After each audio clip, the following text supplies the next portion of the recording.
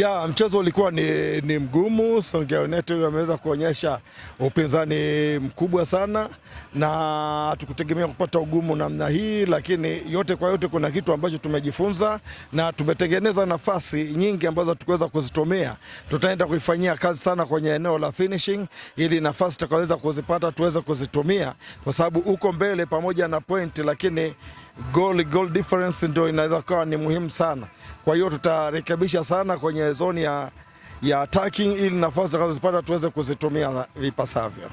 Mimi binafsi nashukuru kwa sababu ile winning mentality bado inaendelea, kwa sababu hii ni mechi ya 8 mfululizo kuweza kushinda. Kwa hiyo tulikuwa tunahitaji goals nyingi pamoja na kushinda, lakini tulikuwa tunahitaji goals nyingi ambazo tumezikosa leo. Kwa hiyo cha msingi hii inaongeza motivation kwa wachezaji, na hata wachezaji leo wameshinda, lakini lengo lao kubwa lilikuwa wapate goals nyingi iwezekanavyo. Lakini yote kwa yote tunashukuru Mungu kwa hichi kidogo ambacho tumekipata. Kikubwa zaidi naomba kazi na wapenzi na wadau wa Polisi Tanzania waisupport timu yao kwa hali na mali kwenye mechi hizi 6 zilizobaki. Lolote linaweza likatokea.